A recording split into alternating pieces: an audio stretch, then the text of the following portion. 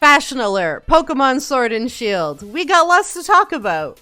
We got a lot of characters that have recently been revealed, now that the game is out. We've reviewed Pokemon Sword and Shield, the trainers. There's an episode on that already, but now we have a full cast of characters. And with me is Mumbles to attempt to make sense of, where this Pokemon game stands in terms of the fashion. Yeah, let's do it. Let's jump right in. Yeah, so the first thing that we noticed is that a lot of the characters in this game are very fashionable. But when you actually get into the world of Pokemon, it's sort of also at odds with this game's obsession with athleisure and really dorky athletic gear. Obviously, there's some esports influence there. I think a lot of the outfits remind me of just dudes you see playing esports and what they gotta wear for their team. And I also think that it's influenced by the fact that the Olympics are being held in Tokyo in 2020, and it's possible that Game Freak just had that inspiration since Tokyo has been gearing up for the Olympics for a while. This game also has those really big stadium-style gym matches. And the gym leaders really try and make it about the showmanship. And I think in many ways, each of the gym leaders has their own version of that, their own personality, and it's all tied into the fashion. Some of the first characters that we saw coming out were the main, I don't want to say villains, but they're the corporate entities of the game. Oleanna and Chairman Rose. Yeah, for sure. And Oleanna reminds me of, it's sort of like a mix between Paris Hilton and that early 2000s era style when you would have those corset shirts over top of blouses. Yeah. Well, I also think it's very 80s. I think it's very it's not Fatal Attraction. What's the one with Sharon Stone in it? Yeah, that's it. About. Is it Fatal Attraction? Yeah. Okay, cool. It's very white coat, mini skirt. That was very 80s, early 90s stuff. And then but there's a lot going on. A choker, there's a lot going on with what she's wearing. Thing. That's very now. The choker and the line the strappy bra that goes right up the middle of the chest for some reason. There's just too much going on with her outfit. It's not just the frill. It's not just the weird choker thing. If she would have taken off just a couple of those things and just had it red top, black mini skirt, lab coat for some reason, I'd be like, okay, that's fine. That looks great. But it's the extra stuff that makes it weird. I mentioned the frill before because it emphasizes a weird part of her body. It just makes her gut seem it pops out when it doesn't need to be there, and that's why normally you look at a peplum design has the frills coming out of the hip, and the rest is tucked in or part of the skirt. It's not actually a skirt, it's a dress, which is even weirder. And if you're wearing a coat, do you really want a frill that's gonna be pushing your coat back at all times? It's weird. It doesn't even look like a coat. It looks like it's blended in with her shirt. Oh my god. I think it's all one dress. No way. Yes. Well, okay. Yes, I think it's one giant dress. I think it could be. Because the coat looks like it's part of her top. And her top looks like it's part of her mini skirt. Because it's it might slit in the back. So it looks like it could be a cape thing attached to... Yeah. I think it's one outfit. I think when she puts it on, it's all one thing. What a nightmare that would be. Oh my goodness. A smock. So There's bizarre. No way. I wonder if that's just a uniform of Chairman Rose's design. Because Chairman Rose is also he's a self-proclaimed fashionista, although I would argue wearing a three-piece suit doesn't really have anything to do with being fashionable or not. It just means that you have money. But for men, I guess that's enough. All right, I have money. I'll just go to the nearest tailor and get a nice suit. I'm fashionable now.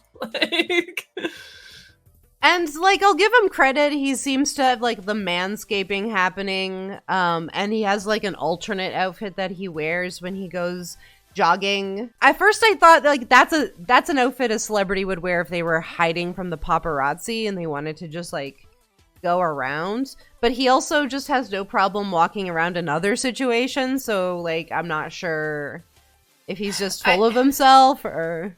It's totally implied that he loves talking to people, and like part of his like I'm going jogging thing is like he wants to get attention.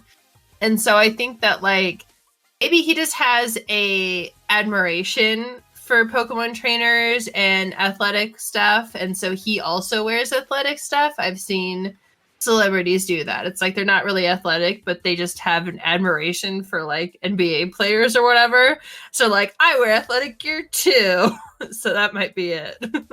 We don't see this sort of like elegant style with the gym leaders because the gym leaders all have to wear their uniform, and that's kind of where it gets interesting because it's how they style their uniform that makes them unique and it shows off their personality, sort of like how we were talking about with the Fire Emblem games. And Nessa is one of the more popular characters of the game as well. Not only is it cool to have like quite a range of people of color in this gym lineup, which is always great.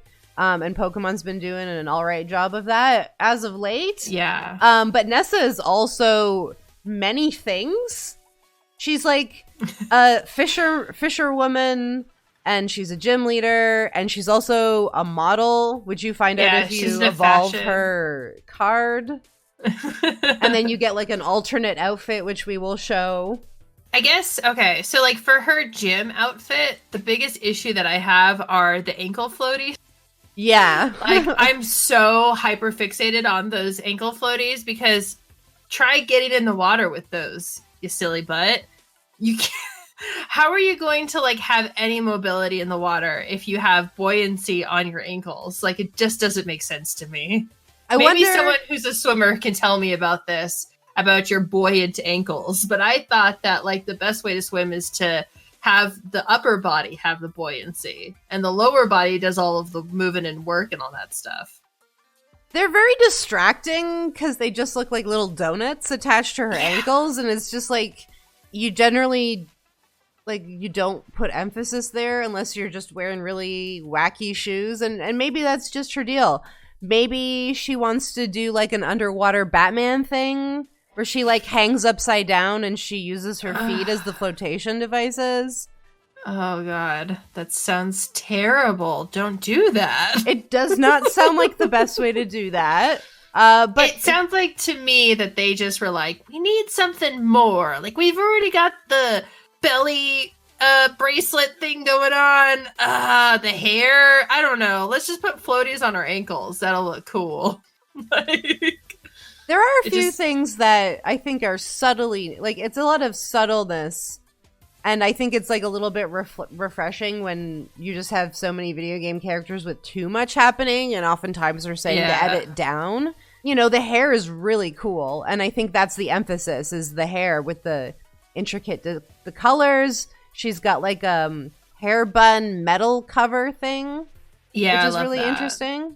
It's braided. Her hair is also braided, which I dig. Like, it's not just put up back. It's also, like, got this great braided design to it. I mean, yeah, I like her jewelry a lot, too. I just feel like they thought that they needed symmetry on her feet, and they were wrong. They just needed to leave it alone. It's this thing with bathing suits. It all goes back to episode 1, it's Leona, and the, like, 5 freaking sunflowers, because they just felt like, I have a bathing suit. I have to put things all over it to make it more fancy, but it really doesn't need to. I totally agree. But anyways, but like overall, I think her like dress is really cool because it's got like the pearl design, and that's very like sea-worthy. Yeah. She also like has her hair curled and braided differently, and so like I like when characters change their hairstyles. You know, it's not just the same. Yeah, and she carries herself a little differently when she's doing her modeling thing. She seems so complex. It's too bad we didn't get to like get more out of her, you know? Yeah. Multifaceted. Not all the gym leaders are like that, but it's nice that she had that treatment. Yeah. A lot of the other characters are just like, this is my color for my Pokemon, and then the gym outfit. And it's like, that's fine. I'm not interested in talking about that. But I am interested in talking about Sonya, who is Professor Magnolia's assistant. And she was another character like Oleanna, who was like early on, was kind of teased a little bit, and the community went absolutely nuts for her right away. Yeah. And I think a lot of it has to do with a lot of things. But number one, it's cool to have some ginger-haired girls in Pokemon. We haven't got a lot of them recently. Like Misty was like the OG, but this is like the new Misty in a way. Yeah, it's definitely a callback to Misty. I think even her colors are very, I don't know, reminiscent of Misty. I like her. She's one of my favorite characters just personality wise, because she was Leon's like first rival, right? And then he just like blew out of the water and became this like huge star and all this stuff, but she still is following her dreams and still doing her own shit, and I think that's neat. I'm really happy for her. I have a problem with the hearts in her hair. Oh no, I love the hearts in her hair. Okay, I will explain my problem, and then you can counter. So okay, if they're like metal things, I assume, that are just kind of like plopped in there, like I can think of like that's a bridal thing you do, or like for prom when you put the little crystals in an updo or something. But when it's like with this like poofy ponytail, but then also she has them in her bangs too, or like little like side sweep thing, I think it's a bit much, and I think they're too big. I agree, and that's why I love it. It's like too extra. I love that. Well, I think her personality is a little extra, even though she's trying to grow up, obviously, in this game. I think that she still has some of those youthful tendencies, and I think that the heart berets are kind of a throwback to that. And also, it's, you know, it's like an anime, it's a video game. You can have someone with weird hair accessories. Why not, you know? That is true. Why not? But then, okay, we can continue. Let's talk about the fact that the purse is like underneath the jacket, which anyone knows is not practical. And it's only really something you do when it's raining to protect your purse. Or something you do when the purse is not something you're thinking about. When you're too busy thinking about figuring out the sword and shield mysteries of the universe, and you already got your purse on, and then you just put your coat on, you're like, shit, well, then I'd have to take my coat off, and then put my coat back on, and then put my purse on, but I'm late, because I gotta go to the vault. So, like, to me, it comes across as someone who, her brain is somewhere else. Like, she's got this, like, kind of fun personality, she has her own style, but at the same time, she's really preoccupied with, like, solving the mysteries of these two wolves, or something. You know, that's actually like a really convincing argument. I'll give you that. Because you're right. She's a little scatterbrained.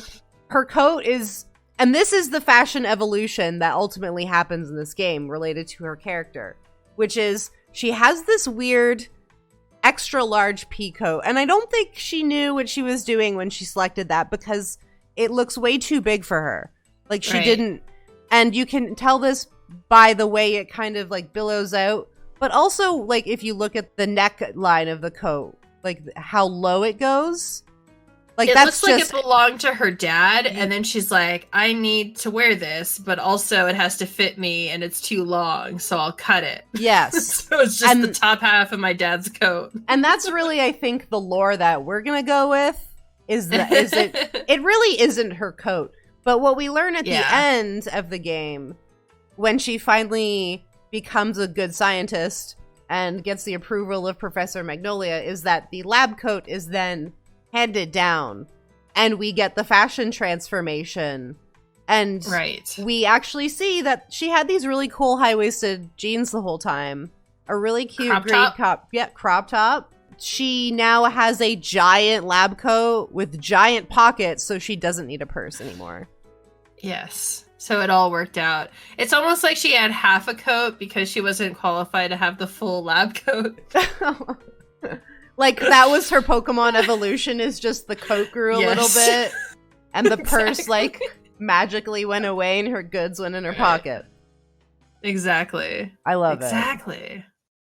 There are some characters we can probably both agree that we do not like, though. And the first one, and I think he's universally disliked. I don't want to speak for everyone, but I want to say, like, when he came out, I don't think it was like a good response in the fashion department, and that's Leon. Yeah. So obviously the biggest issue I have with Leon is the coat. And it's funny because when I first saw his coat, the very first thing I thought was like, oh, he's like a UFC guy. Because in UFC, it's a big deal if you can get, well, also in NASCAR, it's a big deal if you can get sponsorships, right? So there are guys who go out to fight in UFC, and their trunks will have like Jimmy John's on them or like PlayStation or something. And it's a big deal because that means they're getting paid a shit ton of money to fight and also be a sponsor for a corporation. And to me, that was Game Freak kind of like tipping their hand a little bit to say that Leon's going to be a bad guy, because anyone who wears that many sponsorships are usually like bad guys. Like they're like heels. Corrupt by the corporations, you mean? It's almost so it's not always this way in the UFC because it's a real sport.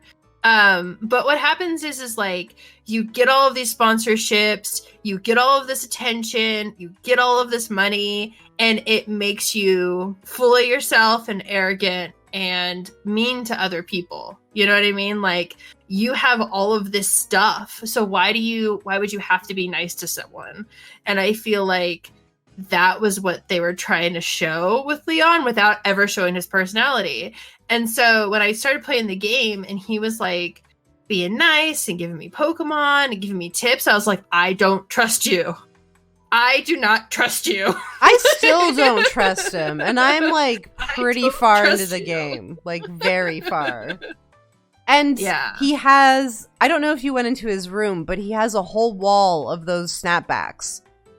Yeah, that means that he probably owns the clothing line and sells snapbacks to people who are fans of his. That's probably what that means. Do you think he has his own YouTube channel where he makes like really low quality content, but like 50% of the videos just ads for his shitty merch?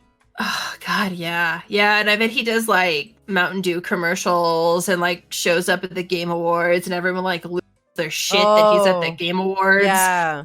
So and he was like, the trending gamer of the year as well then. Yeah, but not like a cool trending gamer. He's like the lame one that we all hate.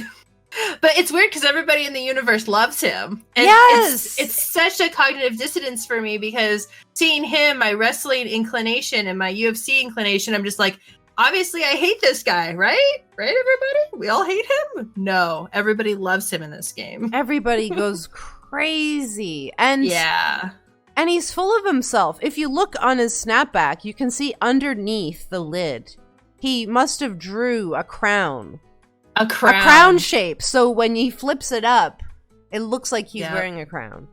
Well, his name is Leon. It's like Lion, King of the Jungle, yada, yada, yada. He's got a Charizard. Yada. He has a fucking Charizard. Like, he's totally that guy. Oh, man. I still don't trust him. And it's a thing this year with ugly furry capes. I don't know what it is. I don't know why this is a trend.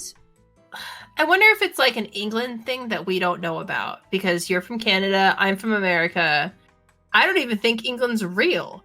So like maybe it's this thing that they have passed down from generation to generation of these like furry capes. And they're like, well, Dimitri is a stand-in for England, so he has the furry cape. Leon thinks he's royalty, so he's got the furry cape. Like, maybe that's what it is. Oh, yes. UK, you know what I'm saying? UK people, chime in. Let us know if your family Yeah. has a sponsorship cape or a ratty cape, hand it down. Yeah. Which one's your favorite? Yeah. Let us know. So then we have our crew, which is, I suppose, Hop, Marnie, and Beatty, and they represent, in their own way, you know, like the three different fashions that are currently on trend in today's world, which is like the hipster coffee house guy, the goth girl, and then fashion twink. Do you want to hear something really embarrassing? Yes. For like maybe 6 hours of the game, I thought Betty, is that the name? Beatty? Beatty? Or I thought Beatty was like an old lady. Like, I thought it was like a senior citizen. Like, not necessarily like a female or a male or somewhere in between. I thought it was a senior citizen. And I'm like, why is this senior citizen coming at me? I'm just really like trying to hold in the laughter because like later in the game you'll see that actually kind of comes into play. Okay. Just to keep that in mind about Beatty's transformation. But I'm pretty sure my grandma Jane has that exact same outfit. I'm just saying. But is it an outfit or is it just? It's just a coat. It's just a real large coat with a fanny pack on the back. It's the coloring and the fanny pack that made me think senior citizen. And it's no hate on senior citizens, but like the bright pink fuchsia kind of color is very like, I'm older and fun. That's that's their color. They claimed that for their own. But speaking of senior citizens, we have another great example, and I wouldn't say she's senior, but she's one of the older gym leaders, and that's Melanie. That's the S.H.I.E.L.D. exclusive gym leader, who I absolutely adore. She was like a little bit of a surprise. I thought Nessa was going to be like the fave, but then like Melanie kind of snuck in there, and she's super adorable. And she's so cute. I love that she's a larger woman. I think there's several examples of larger women in this game that like they've made new models for or like added to the game. Like the female construction workers are another one where I think literally every construction worker in the game is female, which is just really rad. I have S.H.I.E.L.D. You said she's in S.H.I.E.L.D., right? Yes. Oh, thank God. Okay, so I haven't gotten to her yet. They don't like make fun of her size or anything like that, right? She's like a really elegant, classy lady who's also an awesome mom. Yeah, like they don't do that with any of the like the larger characters either. Like I don't think they do anything with Milo either, right? And he's like a bigger boy. Yeah, but Milo, it's kind of implied that he's like farmhand muscular. You know, like he's that shape because it's all like muscular muscles because he's been taking care of the farm. But I don't know. I was worried that they would maybe make fun of her just because it's an easy target. And I'm really glad that instead she seems like beloved by all. That's really neat. Yeah, like Pokemon actually has a lot of these sort of more men, but now we're starting to see more women, and that's really cool. And she also has a son who's also a gym leader, so she's like an accomplished mom. That's so cool.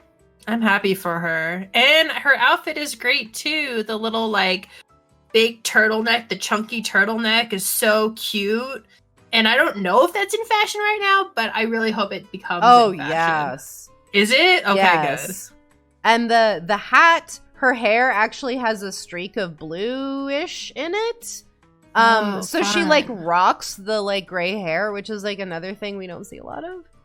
Yeah.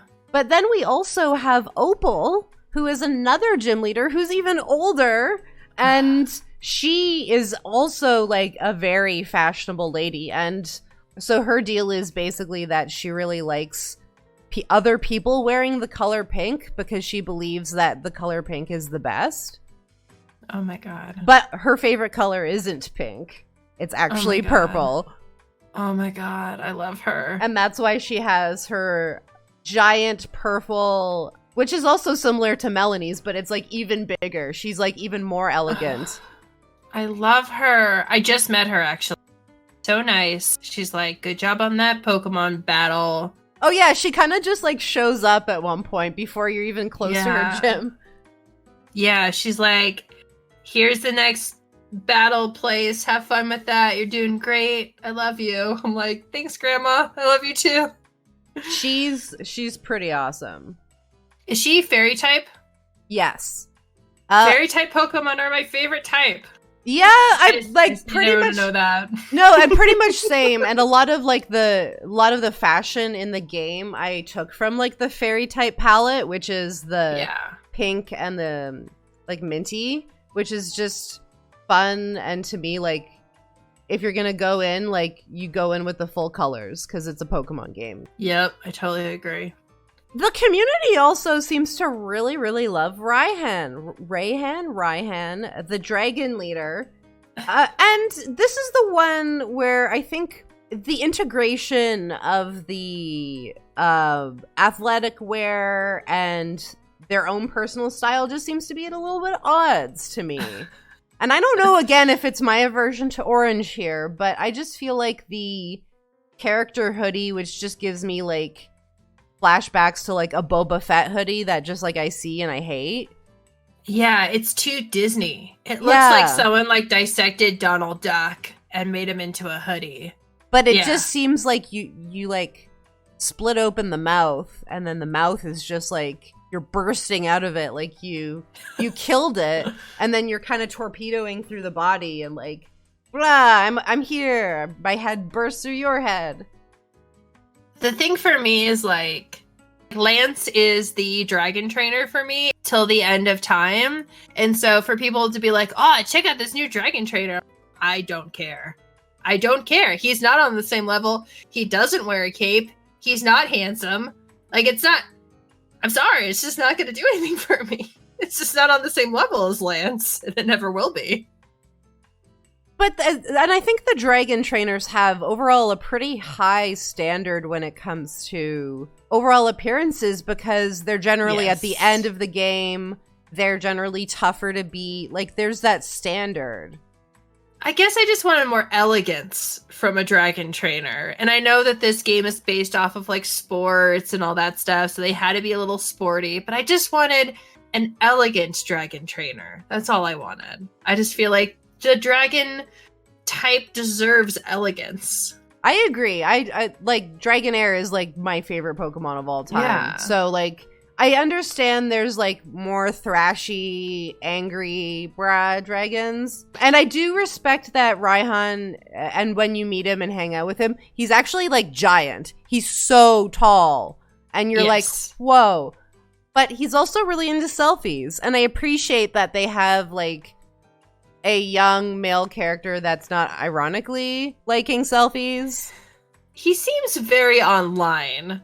Like, his personality seems like he spends a lot of time on Twitter. Do you think and maybe his personal Discord. Do you think that, because we've already said that Leon has a YouTube channel, do you think, like, they feud and beef online? Definitely, but I think his is probably the better community to be part of. Like, Leon is probably very detached and, like, I don't know, you can sign up to get text messages from him or whatever. But it feels like if you went into the Dragon Trainers, like, Discord, he'd actually show up and, like, say some shit that was wild. Have some hot takes.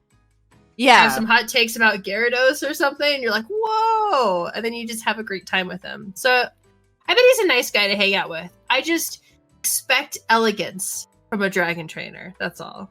And that's very fair. That's very fair. We didn't talk about Marnie, but I think that, again, we're seeing a trend with goth girls this year. You know, I'm getting Shamir vibes a lot, and it's, you know, they have a very similar necklace, which we've already said is goth girl standard. But I'm also super impressed that we have this, like, young goth girl that also has a shaved head. Oh, I know. Like, I love wow. her hair. I know. I love it. And it also has, like, the girly pigtails. Okay, so this game is based off of, like, the UK region, England. So I was really hoping that they were going to have a punk rock character based off of, like, the 1970s punk rockers. And this is about as close as we get. So, like, leather jacket, kind of a weird hairstyle, maybe shaved, and the almost a nighty kind of dress. That was all things that happened in the 70s and 80s. And it's people are trying to say that she's Lolita, and she's not. It's very much late 70s, early 80s punk. Like full on punk. Wait, who's saying she's Lolita? What? I've seen people on Twitter go, "Oh, I love Marnie. She has such a great Lolita vibe." And I'm like, nope. Well, no. I mean, nothing about it. Not a single element. And it's not that I have an aversion to Lolita. I think that's a great fashion style, but this is very much like vintage punk. Yes. And her followers are also vintage punk.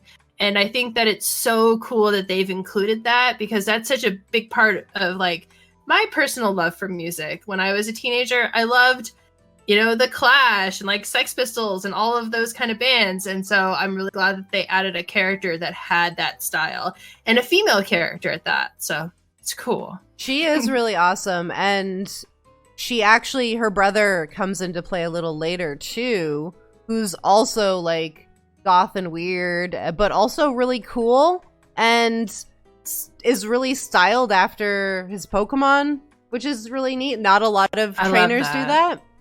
Is there anybody else that you wanted to give a shout out to, or? Well, just quickly, I think Hop's outfit's really interesting because he clearly has the same fur lining that his brother does. And a big part of Hop's character is that he's trying to live up to Leon and all that stuff. And even at one point, he's like, if I lose, people are going to think my brother's a loser, which like sucks. Like, that's such a sucky thing to like put on yourself as a child. So I thought it was interesting, and his jacket's a little too short for him too. So not only is he wearing the fur that his brother has, but it's ill-fitting for him. It doesn't quite fit who he might actually be. So I think that's kind of interesting for Hop. And I love Hop. I know there's people who don't like him, but I think he's such an interesting little character. I'm very pro Hop. I love the jacket. I think it's super stylish. I have come to love his weird satchel that he has. It reminds me of a Kate Spade bag for some reason. Well, those are kind of fashionable right now because they're kind of gym bags, but they're not. And for whatever reason, I've seen a couple people just walking around town with those before. So I think that might be a modern thing. So very cool. Hop is so up to date on his fashion. Way more than his brother. I think that's where he needs to realize is like he doesn't have the best skills in the Pokemon world yet. You're still young. Yeah. But you're miles ahead of your brother already in terms of fashion. Don't worry about it. Yeah, just even like if you look at their difference in pants, like Hop has those cool like black jeans skinny pants, like those look good. But like Leon is like, I'm wearing shorts, and under those shorts I'm wearing athletic tights. Like, dude. And I'm also pairing it with a shirt that is also extremely busy. And this is the part where I have to call the city for a noise complaint because my eyes, my visuals are assaulted. Exactly. That's so funny.